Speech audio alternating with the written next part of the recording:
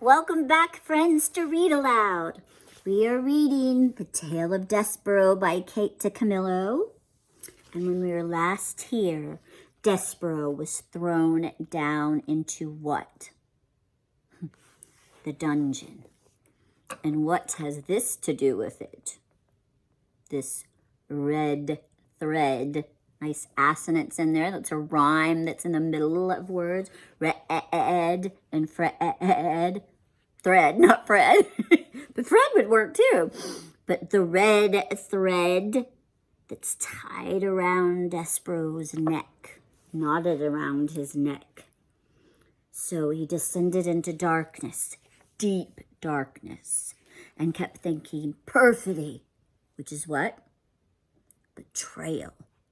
And P, which is what? His true love. Chapter 14, Darkness. Despereaux lay on his back at the bottom of the steps and touched the bones in his body one by one.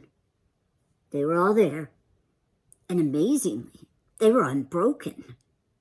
He got to his feet and became aware of a terrible, foul, extremely insulting smell. The dungeon, reader, stank.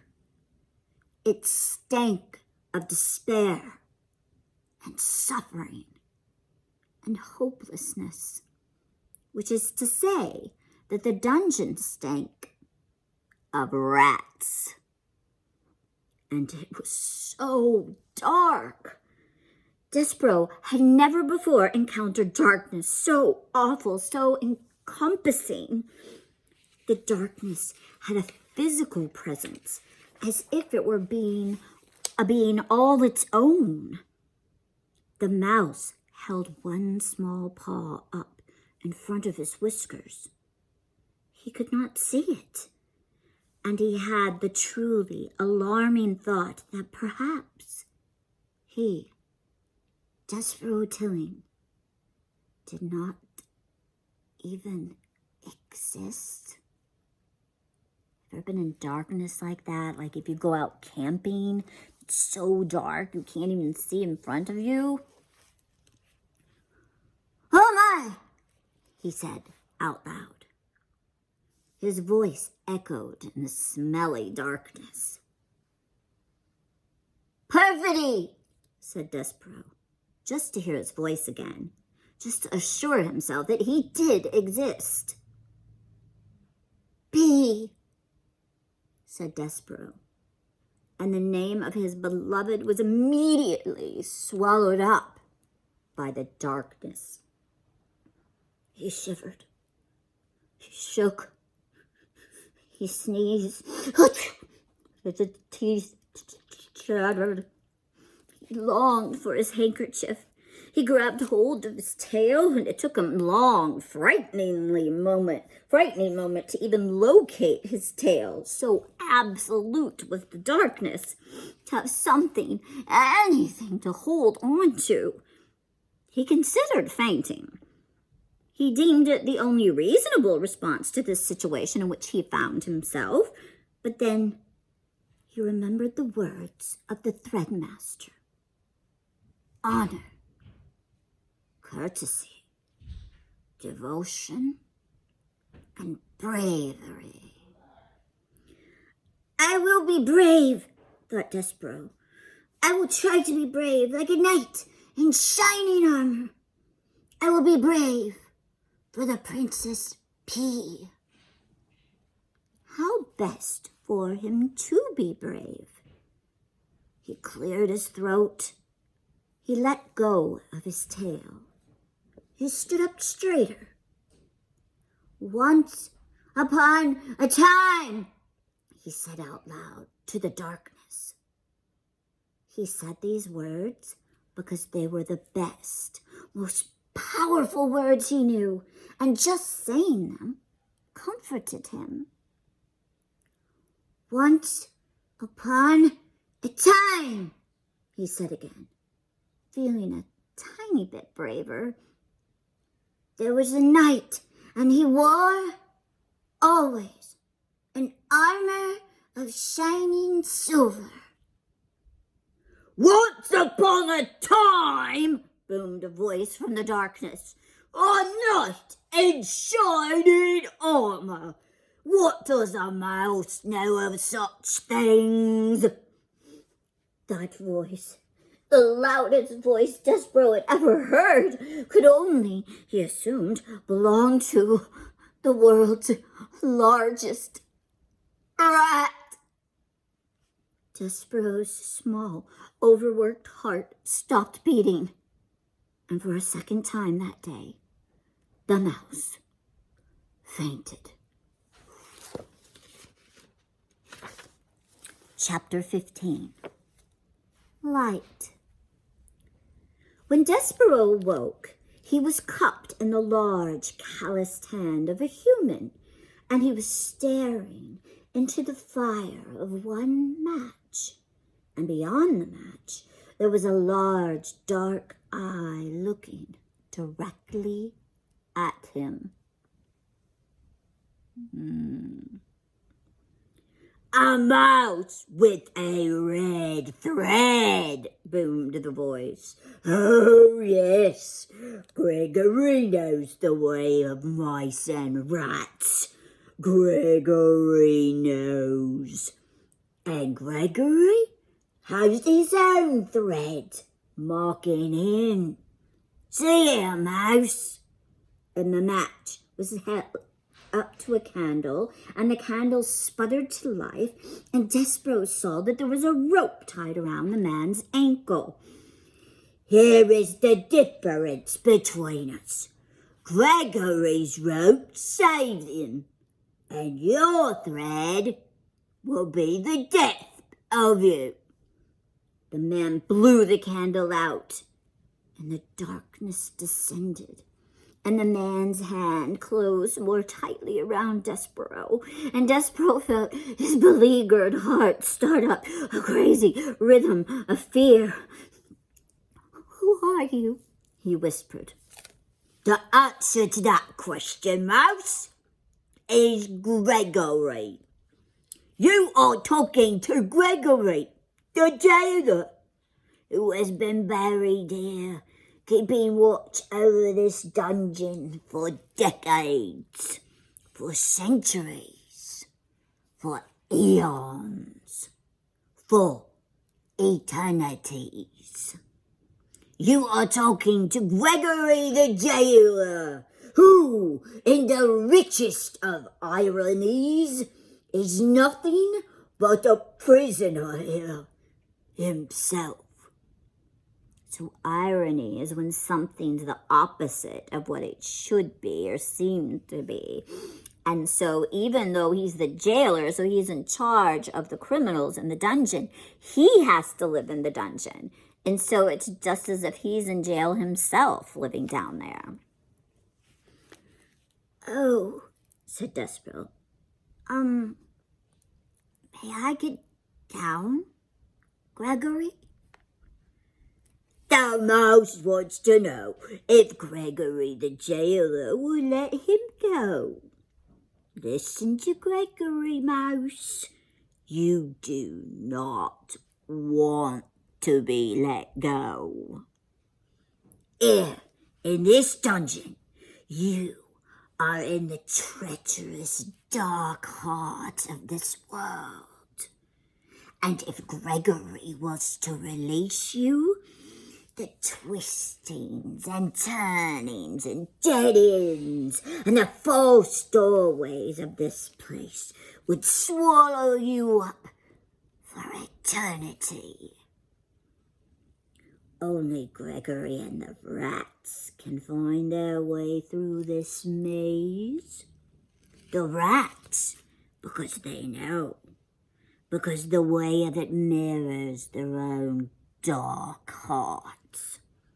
And Gregory, because the rope is forever tied to his ankle to guide him back to the beginning. Gregory would let you go, but you would only beg him to take you up again. The rats are coming for you, you see. They are? Listen, said Gregory. You can hear their tails dragging through the muck and filth. You can hear them filing their nails and their teeth. They are coming for you. They are coming to take you apart piece by piece. Despereaux listened, and he was quite certain that he heard the sharpening of nails and teeth of the rats, the sound of things being made sharper still. They will strip all the fur from your flesh, and all the flesh from your bones, and when they are done with you, there'll be nothing left except red thread. Red thread and bones. Gregory has seen it many times. The tragic end of a mouse. But I need to live, said Despereaux. I can't die. You cannot die. Oh, that is lovely. He says he cannot die. Gregory closed his hand more tightly around Despereaux. And why would that be, Mouse? Why is it you cannot die? Because I'm in love. I love somebody, and it is my duty to serve her. Love, said Gregory. Love. Hark you. I will show you the twisted results of love. Another match was struck. The candle was lit again, and Gregory held it up so that its flame illuminated a massive, towering, teetering pile of spoons, kettles, and soup bowls. Look on that, Mouse, said Gregory. That is a monument to the foolishness of love. What is it? Asked Despereaux. He stared at the great tower that reached up, up, up into the darkness. What it looks like! Spoons, bowls, kettles, all of them gathered here, and all evidence the pain of loving a living thing. The king loved the queen, and the queen died. This monstrosity, this junk heap is the result of love. I don't understand, said Despereaux. And you will not understand until you lose what you love. Well, enough about love, said Gregory. He blew out the candle. We will talk instead about your life. And our Gregory will save it, if you so desire. Why would you save me? Despereaux asked. Have you saved any of the other mice? Never, said Gregory. Not one. Why would you save me then? Because you, Mouse, can tell Gregory a story. Stories are light. Light is precious in a world so dark.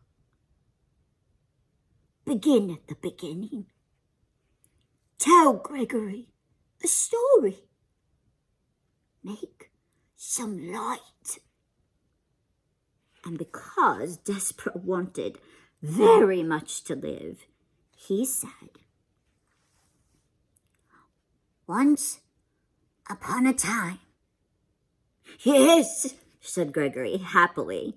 He raised his hand higher and higher still until Despereaux's whiskers brushed against his leathery, time-worn ear.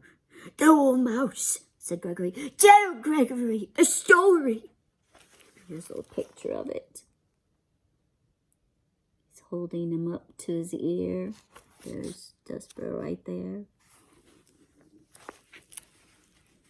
And it was in this way that Despereaux became the only mouse sent to the dungeon whom the rats did not reduce to a pile of bones and a piece of thread. It was in this way that Despereaux was saved.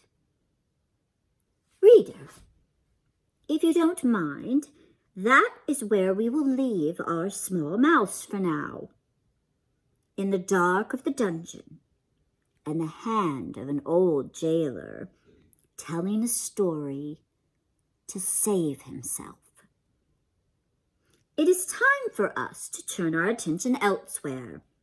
Time for us, reader, to speak of rats, and of one rat in particular.